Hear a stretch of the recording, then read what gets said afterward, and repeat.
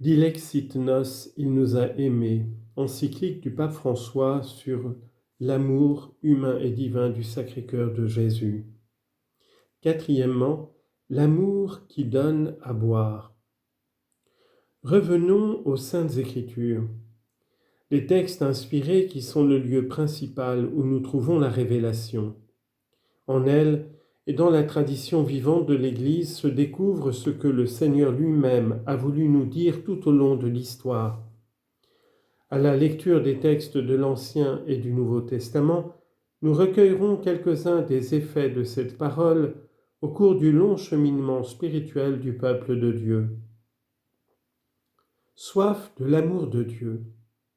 Selon la Bible, une abondance d'eau vivifiante était annoncée au peuple errant dans le désert et attendant la délivrance. Dans l'allégresse, vous puiserez de l'eau aux sources du salut. Isaïe chapitre 12, verset 3. Les annonces messianiques prennent la forme d'une source d'eau purificatrice. Je répandrai sur vous une eau pure et vous serez purifiés. Je mettrai en vous un esprit nouveau. Ézéchiel chapitre 36, versets 25 à 26. Cette eau redonnera au peuple une plénitude d'existence, telle une source qui jaillira du temple et répandra la vie et la santé sur son passage. Voici qu'au bord du torrent, il y avait une quantité d'arbres de chaque côté. Partout où passera le torrent, tout être vivant qui fourmille vivra, car là où cette eau pénètre, elle assainit, et la vie se développe partout où va le torrent. Ézéchiel chapitre 47, versets 7 et 9. La fête juive des tentes, Sukkot, qui commémorait les 40 années passées dans le désert, avait progressivement pris le symbole de l'eau comme élément central, avec le rite d'une offrande d'eau chaque matin qui devenait très solennelle le dernier jour de la fête. Une grande procession se rendait au temple où, à la fin, on faisait 7 fois le tour de l'autel, et l'eau était offerte à Dieu au milieu d'un grand vacarme. L'annonce des temps messianiques se présentait comme une source ouverte pour le peuple. Citation : « Je répandrai sur la maison de David et sur l'habitant de Jérusalem un esprit de grâce et de supplication, et ils regarderont vers moi celui qu'ils ont transpercé. » Point de suspension. En ce jour-là, il y aura une fontaine ouverte pour David et pour les habitants de Jérusalem pour laver péché et souillure. Zacharie chapitre 12, verset 10 et chapitre 13, verset 1. Un côté transpercé, une fontaine ouverte, un esprit de grâce et de prière. Les premiers chrétiens ont inévitablement vu cette promesse s'accomplir dans le côté transpercé du Christ, la source d'où jaillit la vie nouvelle. En parcourant l'évangile de Jean, nous voyons comment la prophétie s'est accomplie dans le Christ. Nous contemplons son côté ouvert d'où jaillit l'eau de l'Esprit. Citation : « Un des soldats de sa lance lui perça le côté, et il sortit aussitôt du sang et de l'eau. » Jean 19, verset 34. L'évangéliste ajoute ensuite : « Ils regarderont celui qu'ils ont transpercé. » Jean 19, 37. Il reprend ainsi l'annonce du prophète qui promettait au peuple une source ouverte à Jérusalem lorsqu'ils regarderaient celui qu'ils auraient transpercé.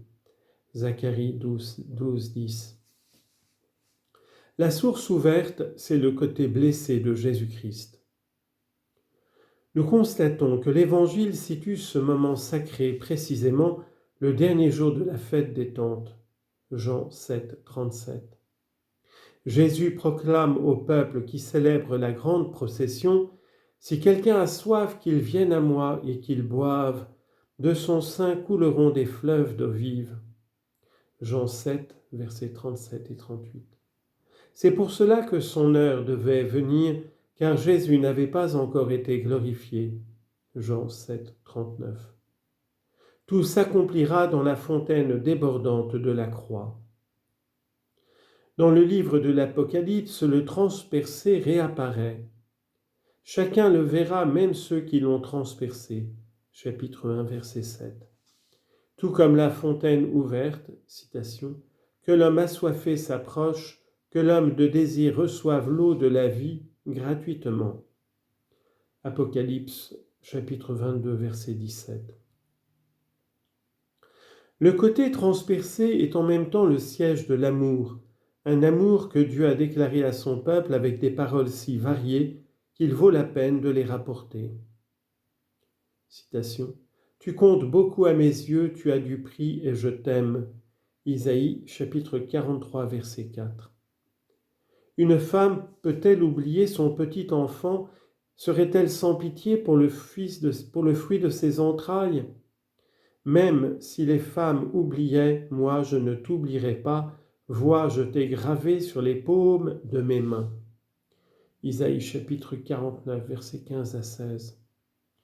Les montagnes peuvent s'écarter et les collines chanceler, mon amour ne s'écartera pas de toi, mon alliance de paix ne chancellera pas. Isaïe 54, 10. D'un amour éternel je t'ai aimé, aussi t'ai-je maintenu ma faveur. Jérémie 31, 3. Ton Dieu est au milieu de toi, héros sauveur, il exultera pour toi de joie, il te renouvellera par son amour, il dansera pour toi avec des cris de joie. Sophonie chapitre 3, verset 17. Le prophète Osée va jusqu'à parler du cœur de Dieu qui les menait avec des attaches humaines, avec des liens d'amour. Chapitre 11, verset 4. À cause de cet amour méprisé, il pouvait dire « Mon cœur en moi est bouleversé, toutes mes entrailles frémissent ». Verset 8. Mais la miséricorde l'emportera toujours. Osée 11, 9. Elle atteindra sa plus haute expression dans le Christ, parole ultime d'amour. Dans le cœur transpercé du Christ se concentrent, inscrites dans la chair, toutes les expressions d'amour des Écritures. Il ne s'agit pas d'un amour simplement déclaré, mais son côté ouvert et source de vie pour celui qui est aimé. Il est cette fontaine qui étanche la soif de son peuple, comme l'a enseigné saint Jean-Paul II. Citation. Les éléments essentiels de cette dévotion appartiennent aussi de façon permanente à la spiritualité de l'Église au long de son histoire. Car dès le début, l'Église a porté son regard vers le cœur du Christ transpercé sur la croix.